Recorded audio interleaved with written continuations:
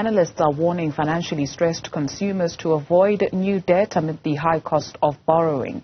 This in response to yet another interest rate hike, this time by a whopping 50 basis points. Now that places the repo rate at 7.75% and the prime lending rate at 11.25%. It also marks the 9th consecutive increase in the interest rate since the Reserve Bank began its hiking cycle in 2021 to fight high inflation.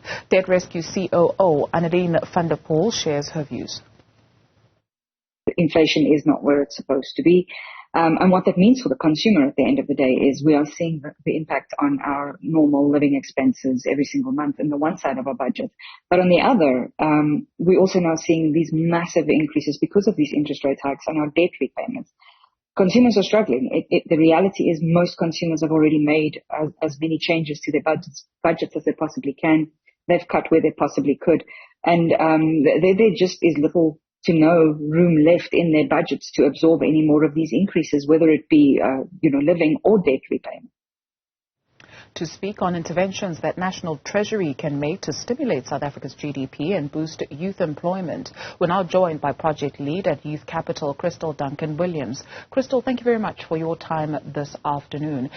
We always speak about driving economic growth and boosting the GDP. What evidence is there to suggest that indeed when South Africa's economy is boosted or the growth is boosted, this will translate into the lives of ordinary people in this society that is known as the most unequal in the world? Yeah, it's a bit of a chicken and egg situation. We need sectors to grow, like the manufacturing sector. But, if you speak to factories, they say, they're not producing at 100%. They're producing at about 70-odd% capacity, are the latest figures that we have from some research that was recently done. And what that says to you is that, manufacturing sector could be producing more goods for domestic consumption, but there just isn't enough demand, exactly to the previous point that was made. Consumers don't have money to spend. So it's kind of a bit of a chicken and egg situation when you really need to get people employed. You need to get money into people's pockets so that they have money to spend back into the economy to stimulate growth in that way. And that's why we think that there are various macroeconomic policies that need to be taken into account. But we also need to focus on youth employment specifically and getting young people into earning opportunities so that they can stimulate their local economy. And we are not the exception to the rule because the continent is the youngest in terms of its youth population. You propose that National Treasury powers social employment programs. How so? So we know that the Social Employment Fund that was released under the presidential stimulus package is due to end in March 2024, and we're really calling on Treasury to not end funding to this really important program. Through social employment programs like this, young people not only get a first work experience, which is really desired by employers, that bit of work experience, but they also get various transferable skills if the programs are run well, and they also get a network. The social capital is often undervalued, and just having those networks within a working environment can help young people to have the information and connections to a next opportunity. And so we've invested a lot of money into these programs. They haven't been without their challenges, but each iteration of the program has learned and grown and built on that. And we've seen a government that's been responsive to making those changes with each phase of the program. And so to cut the funding now would be very short-sighted to not continue to build on what's already been done. You speak of them having been without some challenges. What would those challenges be?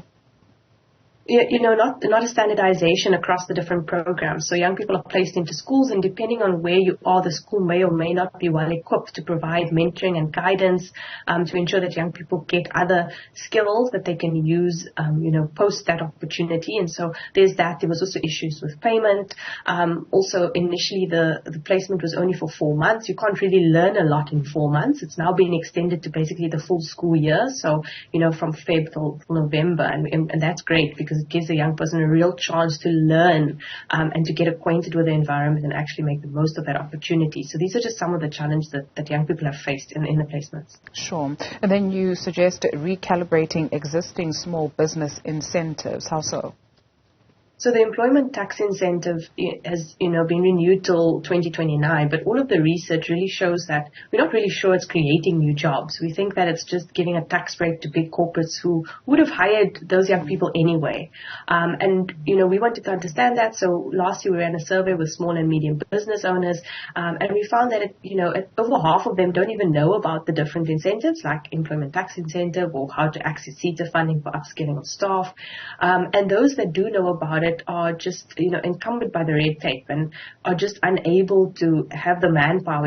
Small businesses don't have big HR departments or finance teams to help with all of the paperwork that's required. And so we really need to look at these incentives if they exist. What tweaks can be made to make it easier for the small and medium business owner to access that? Whether that's a desk that helps with applications, some kind of, SARS assistance to become tax compliant with some, leniency on penalties, something like that makes it attractive to small business to access this funding, because I think all small businesses, in principle would love to have extra hands on deck and love to have a young person employed, but aren't always able to afford that. And this is really what this incentive should be doing, but in practice hasn't been. Are we taking a look at the jobs of the future, which are today? You look at how enterprising some young people are, especially on the internet, if you will, right? And some who are coding as well. So are we promoting that enough, or maybe exposing some of the young people to that enough? I think we're not being proactive enough to create, as you said, the pipeline for young people today for the jobs of tomorrow. And we also need to be realistic about, young people, what their capabilities are. Not everybody's going to be able to be a coder. That doesn't appeal to everyone. But can we give young people a range of options for the jobs of the future now and provide them with the information and the resources to create that pipeline for themselves? Because I think young people are just jumping from studying one thing to the next because they just think they need to have qualifications, and they don't necessarily have the information to piece together those different qualifications.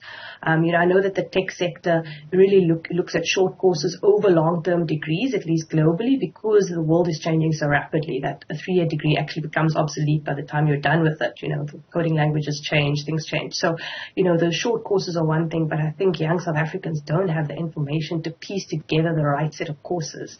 We can think about what's needed for the just transition and what jobs will be available there, and how can we create jobs along the pipeline from, low to semi-skilled to super skilled jobs, so that we cater for all young people and we create a pathway for the future now. Because if we wait, we're going to be stuck in the same problem 5 to 10 years from now as we are now.